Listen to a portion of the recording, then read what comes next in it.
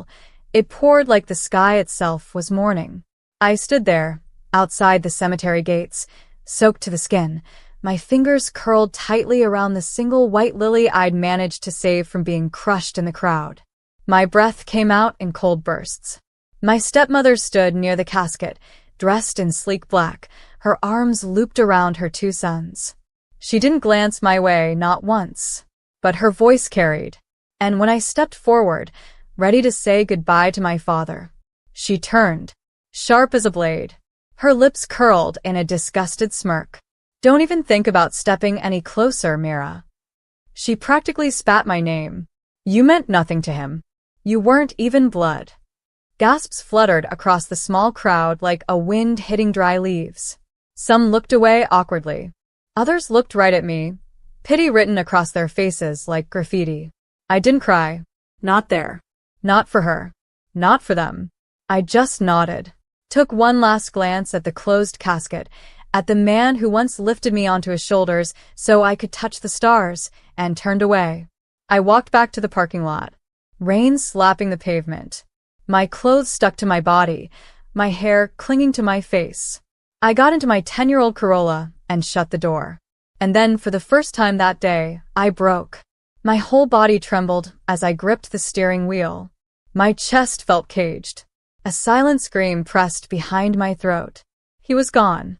My father, stepfather, technically, but the only real parent I ever had. And now he was just ashes and legalities, erased from me by a woman who'd never accepted me. I pulled myself together when I saw the text. "Mr. Carson's will is being read tomorrow at 10 a.m. at Benton and Green Law offices. You are requested to attend." Requested. Not invited. Not welcome.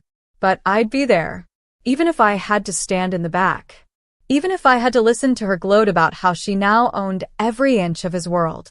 I wouldn't let her erase me. Not from his story. Not from mine. The next morning, the law office smelled like polished wood, old money, and too much ego. Laura, my stepmother, sat in the front with her lawyer and her two smug sons. She wore a designer dress and pearls that didn't belong to her yesterday. I recognized them. Dad bought them for my birthday dinner last year because I'd admired them in a store window. She met my gaze just as I stepped in and gave a laugh that was more of a snort. "Oh," she came. "Isn't that brave?" she whispered to her lawyer. "Loud enough. On purpose." I said nothing, just sat 2 rows behind. The room quieted when Mr. Davidson, Dad's longtime attorney, entered with a folder tucked under one arm. He was in his 60s, his gray hair neatly combed, glasses perched on his nose, and eyes tired from years of watching families break apart over money. He cleared his throat. "This will was updated 6 months ago by Mr. Jonathan Carson." Laura perked up. So did her sons. They leaned forward slightly. "To my wife, Laura, I leave," he paused, scanning the document. "My sincere wish that she finds happiness and the beach house in Cape Cod." A brief flicker of surprise crossed her face. The beach house? That was it? He continued. "To my stepsons, Ethan and Joel, I leave my vintage car collection. Use it wisely, boys. Don't wreck them like you wrecked your last chances." The room shifted. A few nervous chuckles. Her sons' smirks faltered. Then Mr. Davidson looked up. "To Mira Hastings, the girl I raised as my own from the age of 7. The room froze. "I leave all remaining assets, including my shares in Carson Tech, my personal savings, stocks, investments, and primary residence. She is to be the sole executor of my estate and my chosen successor in all family trusts." The glass in Lara's hand slipped. It shattered on the hardwood floor. She looked at the lawyer. Then at me. Her lips parted in disbelief. "This is a mistake. She's not even his real daughter." Mr. Davidson remained calm. "This will was recorded on video. Would you like us to play it?" Silence. Even the air stopped moving. I stood up, my voice steady. "No need.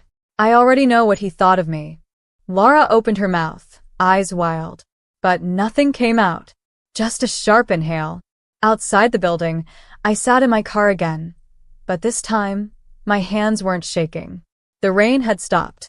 Sunlight was beginning to break, through the clouds. Not revenge. Not gloating. Just peace. But this wasn't the end. The real storm hadn't even started yet. Because inheriting everything from a man you loved while being hated by everyone else who wanted it is never the happy ending. It's just the beginning. The days that followed were a blur of silence and simmering tension. I didn't go on social media, but my phone still buzzed with messages I didn't want to read. You're disgusting. Hope you're proud of stealing from your family. Rot in hell, gold digger. Not from strangers. These were from Lara's circle. My stepmother's friends, her cousins, her son's girlfriends, even people I barely knew. All of them felt justified in sending hate because the narrative Lara had spun was already rooted deep. I was the outsider. The girl who stole everything after Jonathan died. What they didn't know was that he'd taught me how to run the company. That while they were at charity galas sipping champagne and taking selfies, I was in the study helping him restructure investments, preparing quarterly reports, reviewing project blueprints. He didn't choose me because of pity. He chose me because I earned it. The first time I walked into Carson-Tech's headquarters as its new acting chairwoman, the air grew thick. People paused mid-conversation. Some stood a little straighter. Others averted their eyes. Lara had been spreading rumors here, too. I heard the whispers as I passed. Isn't that the girl he adopted or something? Didn't she get kicked out of the funeral? She's just some secretary. How can she run a tech empire? I kept walking. The elevator ride to the executive floor felt longer than usual. When the doors opened, the senior board was waiting. 12 men and 2 women, most older than me by at least 2 decades. They didn't clap. No warm welcome. Just cold nods. Mr. Grayson, the acting CEO in my father's absence, stood up. Ms. Hastings, we expected someone more experienced. His tone was polite, but the condescension dripped from every syllable. I set my folder down. And I expected a company that's not 6 weeks away from breaching a major vendor contract. I replied calmly. He blinked. I flipped open the folder and slid the papers across the table. You've got an operations bottleneck in the Shenzhen partnership.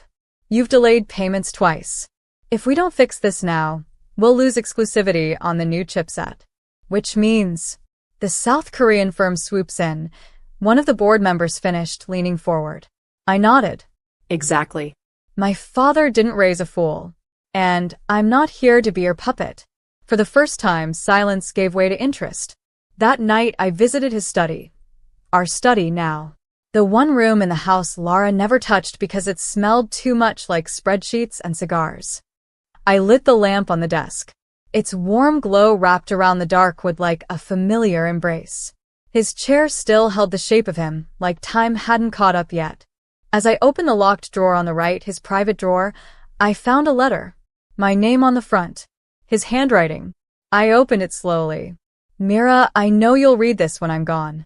If you're holding this letter, it means I trusted you more than anyone. You were always more than a stepdaughter. You were my compass. My reason. Take the company. Protect it. Grow it. And don't let the noise drown your heart. They'll try to tear you down. Don't let them. You're stronger than you think. Tears filled my eyes, not out of sadness, but because I needed that. More than anything. The next morning, I received an unexpected call from the lawyer.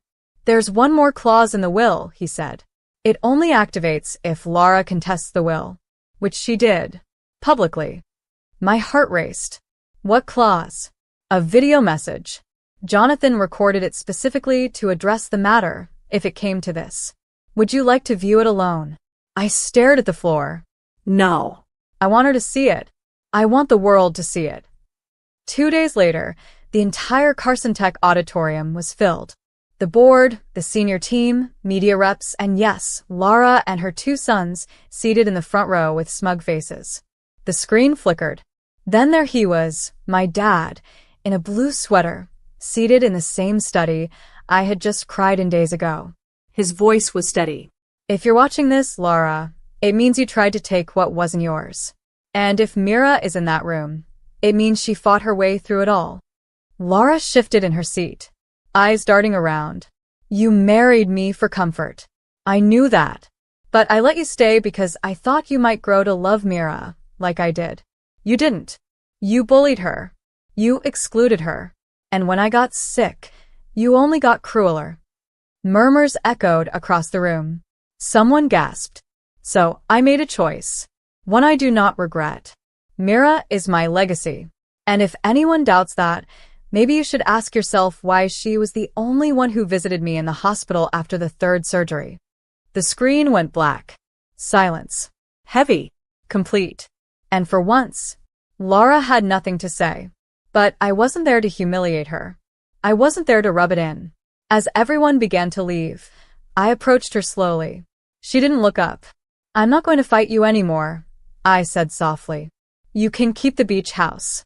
I've already decided to convert the estate's assets into a scholarship fund for girls who never get the chances I got. You'll be credited as part of the founding family. No one needs to know anything else. She finally looked up. Her mascara was smudged. Her hands trembled. Why? She whispered. Why would you do that? Because he wouldn't want me to become what you were to me, I replied. The press called me the quiet storm. But I didn't care about titles. I cared about carrying his name with dignity. And in doing so, I found peace. And purpose. 3 weeks later, I sat across from a business tycoon who used to dismiss me as the intern who tagged along with Jonathan. Now, he poured me tea himself. His tone was careful, polite, slightly nervous. Ms. Hastings, you've managed to triple investor confidence in less than a month. That's impressive. I gave a slight smile. It's Mira. And I didn't do it alone. It wasn't about revenge. It never really was. It was about restoration, respect, balance. But that balance came with a price. I returned home one evening to find a box at my doorstep. No note. Just an old cardboard box with duct tape on the sides. Inside were photographs. From years ago. Photos of me with my father, laughing at the lake house, blowing out birthday candles, hugging him on the porch after a college rejection letter. And one letter, written in shaky handwriting, from my grandmother, Dad's mom. We hadn't spoken in years. She'd never accepted Laura as his wife. She left when I was 13. Sweetheart, your father wrote me often, told me everything. I wasn't there for you, and I carry that. But I want you to know, he loved you like blood. He told me you saved him more than once, when the pain got too loud. I wasn't brave enough to stand by you then. I hope these pieces of him bring you the warmth I couldn't. My hands shook. My knees buckled.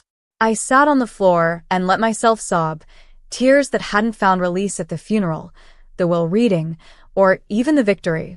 Because finally, it hit me. This wasn't about proving anything anymore. It was about grieving, about letting go. That weekend, I drove to the small, crumbling house where Laura now lived. She had moved out of the estate days after the video was played.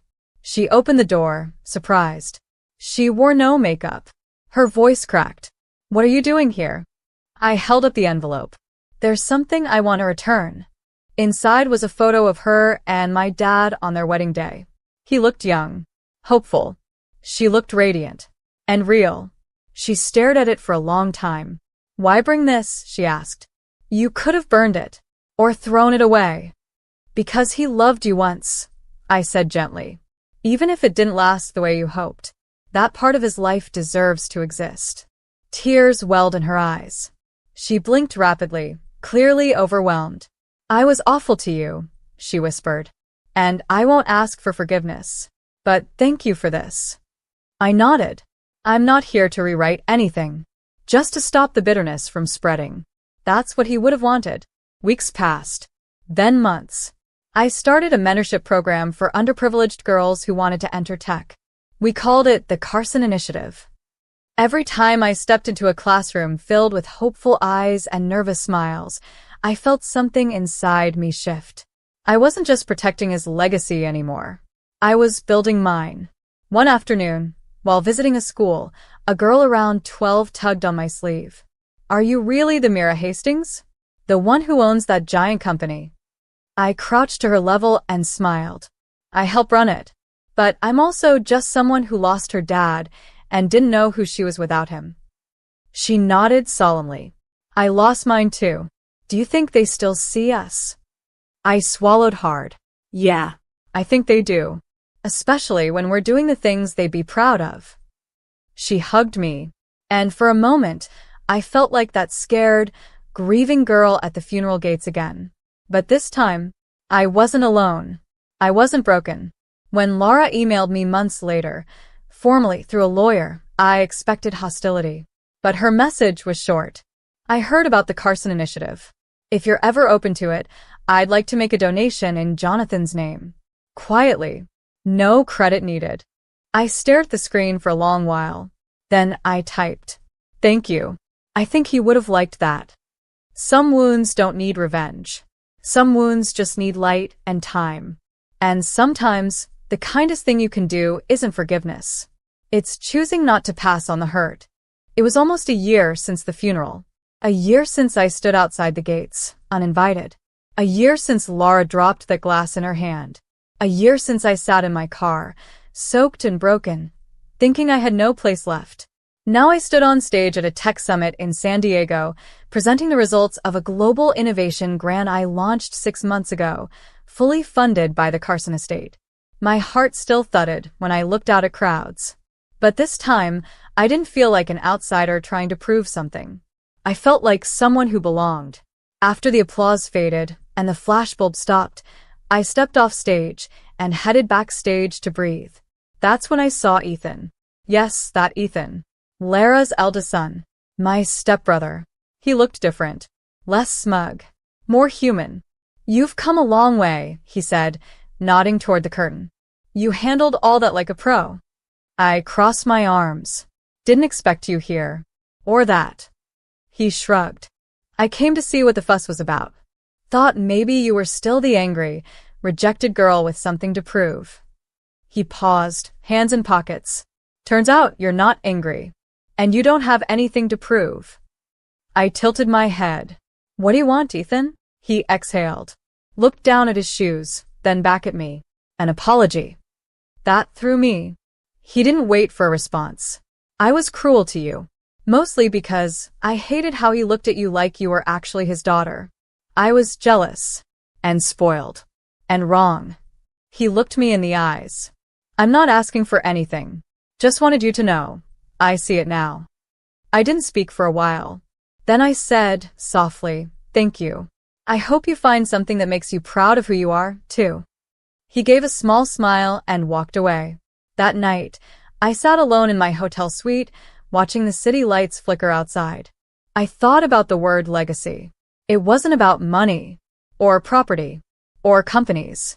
It was about what you leave behind inside people. My dad didn't just leave me his estate. He left me courage, instinct, compassion, and resilience I didn't know I had until I needed it most. A few months later, I received an email from a school in a small Midwestern town. One of the girls in our scholarship program had just been accepted to MIT, the first in her family to finish high school, the first to leave her county, the first to dream big. She wrote, "Thank you for seeing someone like me. No one ever has before." It was like reading my own younger voice. One afternoon, I returned to the lake house. It hadn't changed much. Quiet water, faded deck chairs, the same swing Dad hung from that big oak tree when I was 10. I brought a journal. I opened it and started writing. Not business plans, not strategies, but a letter. To him. Asterisk Dad. I thought winning would feel louder, sharper, but it feels gentle, like you were right behind me the whole time. Thank you for loving me. Thank you for not needing blood to choose me. I hope you're proud of what I'm building. I hope you're watching as I pass it on. You always said I was your best investment. I just wanted to tell you I've finally started to believe that too. Asterisk. Before I left the lake house, I placed the letter inside a mason jar and buried it beneath the oak tree roots. Not because he was there, but because a part of me always would be. 1 year later, I walked into a quiet community center in Brooklyn. We were opening the first Carson Learning Hub, a free tech and mentorship space for girls from underserved areas. No press. No ribbon-cutting ceremony. Just real smiles, real stories, And real change. A little girl with curly hair tugged my sleeve. "Are you famous?" she asked. I knelt down. No. "But someone believed in me once. Now it's my turn to believe in you." She beamed. That was enough. Laura sent a short message weeks later. I saw the news. "The center looks beautiful. Jonathan would be proud." This time, there was no bitterness. No denial. Just quiet peace. I replied with 2 words. "Thank you." On what would have been Dad's birthday, I stood by the lake again. Same swing. Same silence. I didn't cry. I smiled. Because in a world that tried to erase me, I didn't fight back with anger. I built something louder than revenge.